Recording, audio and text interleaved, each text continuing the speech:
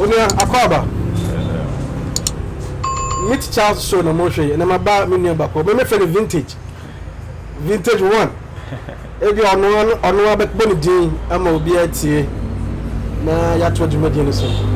Pacho Efreme Entry Junior Emmanuel. Entry Junior. Edi anfan say one krata so no. But Goaso the obi Efreme Kwaku Junior. Kwaku Junior. I say Oluwa is involved ampa.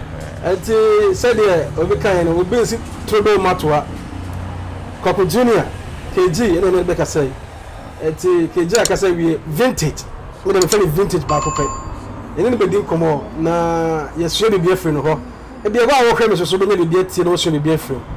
Enti jemre na je adwa na ye nto ye komo no so. Me twam ho baka kra bi Meet Charles show na wo hwe.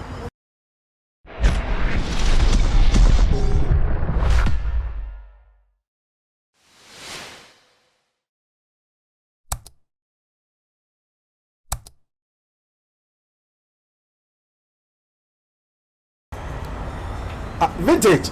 Awesome. Vintage one. Awesome. My Chinakra, my custom bars and pops. Kumasa de nzo hwane di agro. So yani kofo de hene yankoye.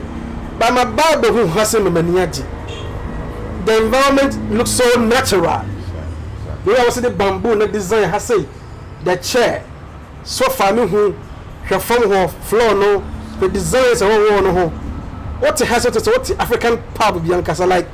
Bibini na so da bibini sound sir dem about them then inspire motivate you more be say Ahafo Goaso. Okay, right from my service or GRE Goaso me yewi na say jayama mu de owi school a fe na oba be pay juma ne sa na man right from time I may service na me ma adwen say me wie ya I was say me start business bi kakra. And enkopem time I be a ban be fam adwuma no na bia me so mo bibi kakra me de be hwe abusuya enti me wie service na me started with boutique and me be a boutique na kakra enti covid ne buy na boutique no once na enkosa ya shada kra nya na ma na yaton yeah ti enfa profit kakra na me wona me de be a mini pap bi enfa say ewe na ewe nim ha ya o hwe anim wa be won say o da o kakra. And so so I be drew Christmas no last year. And I'm say gather profits kakra na me and me expanding my NC. And I'm expanding yamiadum etim be say. So you beginning with a very small pub. Small pub. What may be mu kesi say. And the boutique was the beginning. The beginning. After boutique now, I think some in the barbershop so be shame. The barbershop so be shame. Right after barbershop na me be the small pub na any other vintage kesi. And the boutique that's all ho no. That's all. Barbershop so. I see. At therefore the grant here na Ahafo Goaso na so. Na aye nika ebe nka duma Goaso man emre bia mekoma saba because the no na say no maintain who bu Kumasi ne Akrampo a natural environment. And basically, no dinner moton. I mean, pub. Eton non-alcoholic beverages. Non-alcoholic beverages. Non-alcoholic beverages. Non-alcoholic beverages. Yeah. Where the name any some busa, but the job very do ton. Yeah, must somebody be now on so powerful busa baby. Oh, say be a hit. A job. I be a man for me so to bua as well. You know, see a man here for say. Your vintage pub and a vintage bar. Me damn look a crab bania to one command.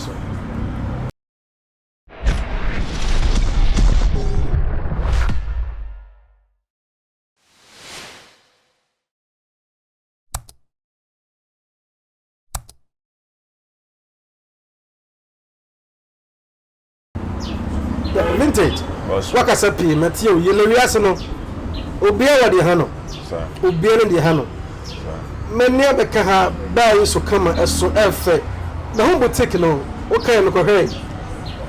But dinner how? What are some of the challenges? I'll face you, I say. Oh, challenges, yeah.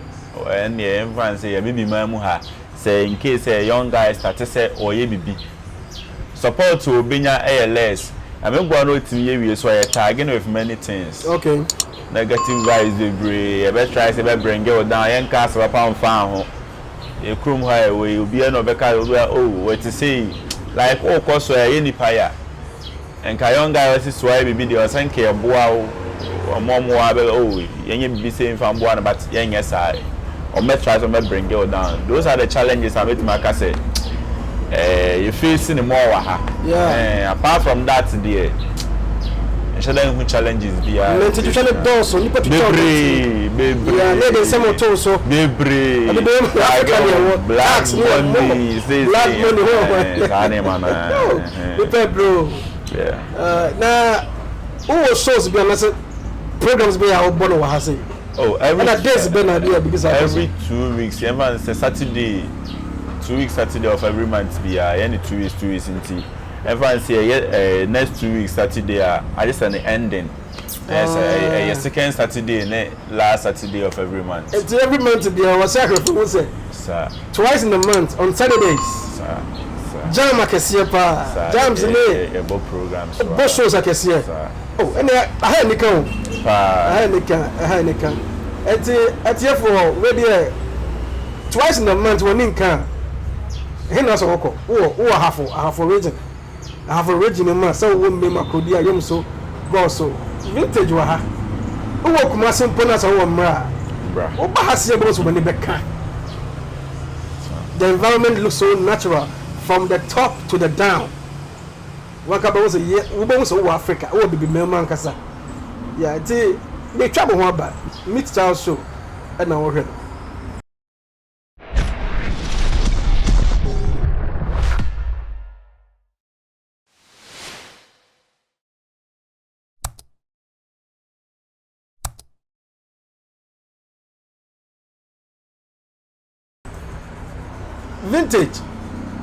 vintage one boss but what say I didn't the whole life me who iron no me who boutique no me too many crime who boutique no me who barbershop and so nipa first girls and the best ni gina ma mo yi omuti but on na wo so nda ya na wonya mo kakra bi free baby I know so you begin with your savings now we national service no but anya Africa dia na bi me dey we interdepend on each other yeah sure e bia so be e bon pa ma obi say wo kon be prophet bi ana bi kwa na efie ni pedi ka say bibi say na wo ye babo say ni pa no ebi wo sa wo person tie wo man na say sa da medical aka no o ya de bia e den amanfo be twetwa wo 90 ana e onipa bi so wo mo so be support wo enye money 3 times kra na obeka nkran session bia e den obi kan session bi chiro nyes kan ko ne yes kan ko ya yero ho chalebe ye me start boutique me fancy me start sua say adwuma ne free kumase blue light adum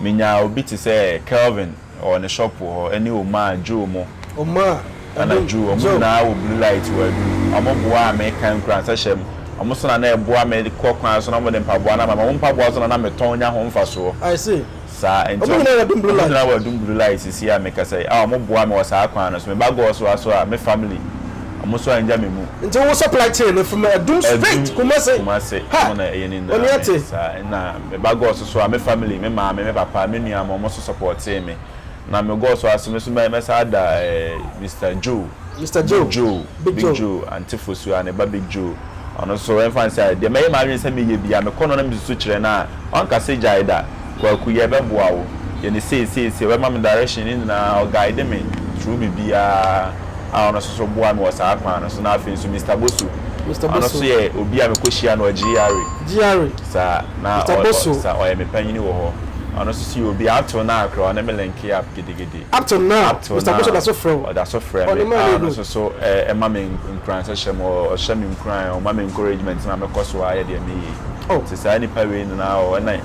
guys be bro also na everyone say me basro no guys be no ba me nchen law Billington Washington mo ye boys bi amoso de be bia amoso masene eboa me ma me so meeting ye oh nice me da o mu na ase ko ko nshiro mu perfect almost so ni beje say omone bebu ni betese wo a young man o edin komo say ye bibi say se na so pese wo ya o de ye e be si wo ye na so be timi ya me na si wo ye a be so mo kra be no de e mo mo kra ni agi Ahafo me twa me ho ba ye nyen komo no me better go some critical questions via I think say o ye youth and o ye young man o be pa bia ye den etie na wo ho de o be ye vintage boss boss ne papio we pito na person your room Now we tell come and ask person boy save. Now and you show about so dead. And that's tied in by money be so fresh. Services couldn't know so. Do but what you say boys what's a boys near day. Yes save. To say yes so say lucky be na PMO. Lucky be na say man no be the boutique ni. Like we as ba wan put effort as I like na crema also. Like we have to put effort. Like na kra unya.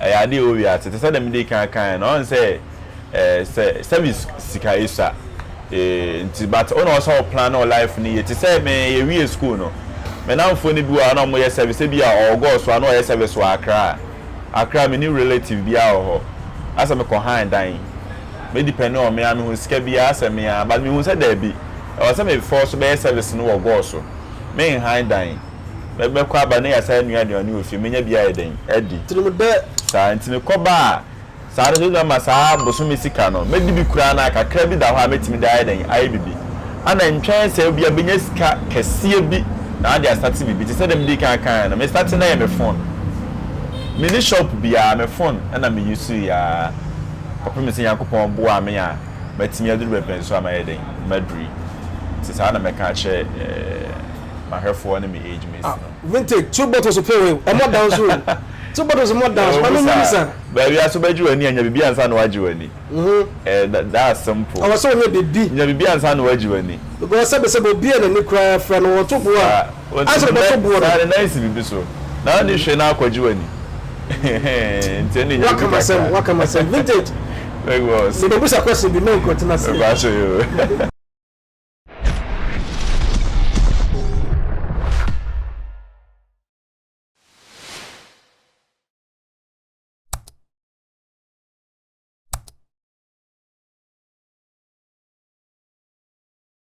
yeah me vintage me more boutique no so boutique no when is the friend say and the same name na daso junior school set and no me start na me din junior no and I started to be a junior school set nti enfan say last 2 years na me start no me start in December 14th so me start na yeah na see the following year na COVID eba ye ntia no be ye challenge kese pa because na ntimi nko ba bia akra na akofa ne ma na ba o dakra na ebu a negie na ne nsensen bebre nti ma ye to ebo ase ne ye de eho no profit ne ko share barbershop ni oh it's COVID no affected boutique no nti on me tena na mu say there be a COVID ama boutique business ayesula ma mempe other venture o hwa no de COVID or no COVID na be fetch something kakra and I'm at the start a barbershop and also a juniors barbershop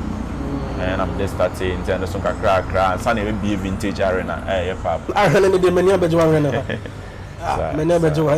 3 businesses like barbershop, boutique and a pub. Me I call it a pub because there's such a thing a big arena and the names as you call it by its name iron Lankasa Mumbai and be a spacious and from afar come to Adolfo Abushna 4 you know for 4 more junior and there will be a shop if any vintage and as a bar our boutique if any juniors closet who trend here me my bar be there dancing on Welbium catch them on Welbium it's no half of the say we come be see ko be adodwo ye ho kakra kwatere be man from afan ho no wanya chill beer or Guinness or any of your favorite vintage arena honestly say obi eba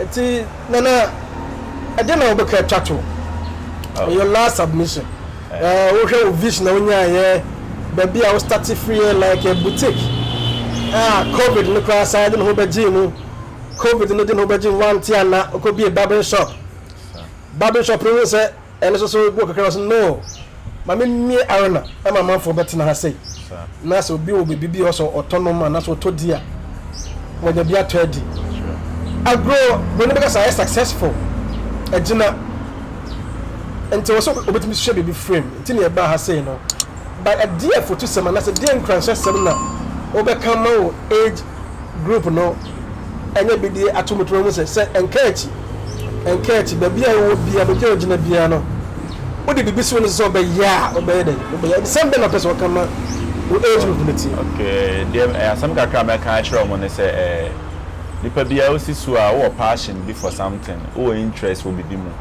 me see so emfa sana me pay clothing pa open to the same SS ko school me chop money creating their toss sneaker those kind of things see coming up we say okay ade am pay ni ade na me mfa nye bibi na me nya bibi free sure enti chances of better so be nya shop answer me start with my phone WhatsApp or IG or Facebook posting yema bi fato o ton bibi say am for be support nka kra onya income free ma obenya shop no start ba wo be try say e challenge person be say miniska enti no mete ho wo betena ha wonya mo free ba bia Ghana tese na medical kan na mo ai nya free bibi mu say wo ye bibi obeboa wo isa to wa mboa ho andu some extent bia manfo mbedi wachi enti sa na me kan kire menu yanketo a wan say me age mate o mo hwe me wo bi passion obi mu a fada ne adwuma ne nya income kakra so ye dan. And they should take advantage of the social media. Social media social media. Junior school me posti na mini shop bia. We go container bia baby ampo. Me posti. Me nya skana mafane mana be good amo go so be dia dance here me na mfo mo ban mi na be dia dance here. Ope bia na wa ba dem e bi ni ho na ma wada so abrewo. Ba bia obi a edu ba bi na fe de nya go so nko na me ye no. Me oda ne ma send ne ma deliver ne ma call so menya takrade techimai sunyan breku who deliver goods what techimai so many takrade me deliver you just begin with social media my phone so obi a WhatsApp obi anya contact bia o Facebook and also obi na link wa ma no na wa WhatsApp o chale me pempa bo bi say no wa send picture say otua oka na so ama mo so send ya fa akoma no then wanya what ya mabwa ne kana so wanya social kakra also no anu kakra vintage wakasa therefore one time to so or take advantage of the social media WhatsApp, Facebook, Instagram, you did diagram, Twitter. I did diagram. So I don't know say no. My men for being torn pabu. My men for being torn tari. Many cases can cry then. FM and next or gymnast closet or the barbershop or a whole arena. He calls it arena. Sure. Vintage is the place to be. Vintage arena. Number 1. Ahana mne jumadi nebesi. Nasa bahadyo. Ami adi komobi. That's it.